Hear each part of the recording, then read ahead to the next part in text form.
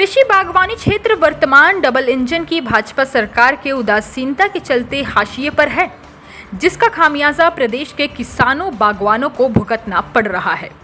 यह बात कांग्रेस नेता व जुब्बल नावरकोट खाई के विधायक रोहित ठाकुर ने राजीव भवन में कही। रोहित ठाकुर ने कहा कि प्रधानमंत्री मोदी ने 2022 तक किसानों बागवानों की आय दोगुना करने की बात कही थी। इसके विपरीत बागवानी में लागत मूल्य दोगुनी और आय आधे से भी कम रह गई है और आज भी बागवानों को एक दशक पुराने दाम मिल रहे हैं। पैकिंग सामग्री में अप्रत्याशित वृद्धि। रोहित ठाकुर ने कहा कि गत 2 वर्षों से लगातार पैकिंग सामग्री में अप्रत्याशित 40 से 50% की वृद्धि हुई है। पिछले वर्ष के मुकाबले इस बार कार्टन में 10 से 15 रुपए, जबकि प्रति बंडल में ट्रे में 200 रुपए की अप्रत्याशित वृद्धि हुई है।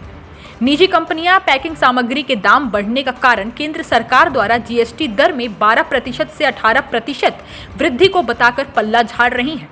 उन्होंने भाजपा सरकार का कार्टन और ट्रे पर जीएसटी दर में 6% की कटौती को बहुत देरी से लिया गया फैसला करार दिया। रोहित ठाकुर ने बताया कि पैकेजिंग सामग्री पर जीएसटी छूट का फैसला सरकार को जून माह में लेना चाहिए था और इसे मजबूती से केंद्र के समक्ष उठाते। वर्तमान भाजपा सरकार ने फुंदक नाशक कीटनाशक दवाइयों की सब्सिडी बंद कर डीबीटी योजना लागू की थी, जिसमें इसी तरह की औपचारिकता के निर्धारित की गई थी। सरकार के प्रचार के बावजूद भी ये योजना बुरी तरह से फेल हुई है, क्योंकि लंबी औपचारिकता के कारण कोई भी बागवान गत 2 वर्षों में आगे नहीं आया। रोहित ठाकुर ने कहा कि भाजपा सरकार बागवानों का आक्रोश व चुनाव आते देख ध्यान भटकाने के लिए पैकेजिंग सामग्री पर विफल जीएसटी छूट योजना लाई है।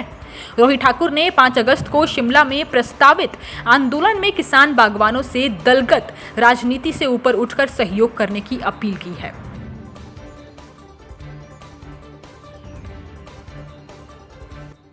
उत्तर प्रदेश में और यहाँ की आर्थिकी में सेब का एक बहुत महत्वपूर्ण योगदान है और यही कारण है एक तरह से मैं समझता हूँ 5000 करोड़ से ऊपर की इकॉनमी हमारी सेब की बन चुकी है और इसमें सक्सेसिव जो कांग्रेस गवर्नमेंट्स रही उनका बहुत बड़ा योगदान रहा।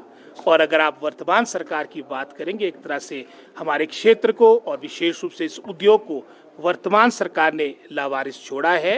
ये तो जो घोषणाएं हो रही है, ये सबको मालूम है कि 1.5-2 महीने के अंदर चुनाव होने जा रहे हैं। आपके सभी बागवान सड़कों पे उतर गए हैं सरकार की नीतियों को देखते हुए, सरकार के उदासीन रवैये को देखते हुए।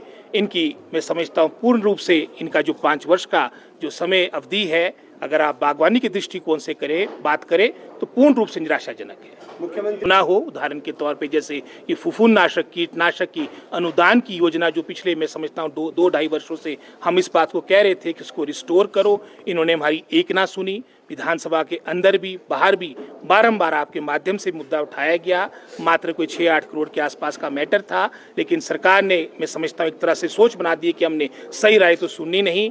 अब जब मात्र मैं समझता हूँ 1-1.5 महीना रह गया चुनाव को और स्प्रे शेड्यूल भी आपका खत्म हो चुका है, अब ये नोटिफिकेशन निकाल रहे हैं। आज मैं समझता हूँ कि जो ये कह रहे हैं कि कल को इम्प्लीमेंट होगा, इस पर भी मेरे को बहुत बड़ी शंका है। बिल्कुल संजीदगी से ले रहे हैं और ये जैसे हमारा जो किसान संयुक्त मंच है, ये दलगत लाइन से ऊपर उठ के नॉन पॉलिटिकल मंच है और बिल्कुल हम किसान और बागवानों के साथ।